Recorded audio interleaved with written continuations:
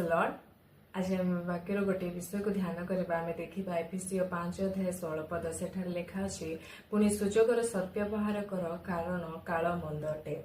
आज प्रभु आपण मानक एवं मते कहबा पाई चाहंती आज सुजोग अछि जो सब पाप तुमने करूथिला से समस्त पापरो आज फेर। आज होय तो बहुत लोक 2024 साल जो माने निशा करूथिले मद पिउथिले पुड़िया खैनी गुटखा ये सब खाउथिले व्यभिचार रे रहिथिले से माने आज भी जदि से कार्य को ही 2025 साल करछन्ते से माने को मु कहबा पाई चाहे आज सुजोग अछि आज समय अछि तुमने फेरी आस नहेले तुम माने नरक जीव कारण प्रभुଙ୍କର वाक्य कहउछन्ते कि सुजोगर सद्व्यवहार करो कारण काल मंद अटे।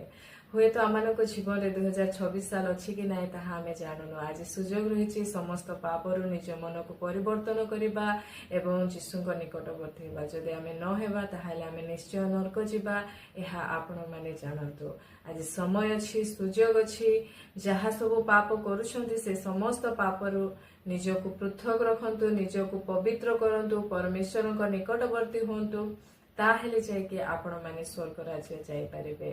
Praise the Lord.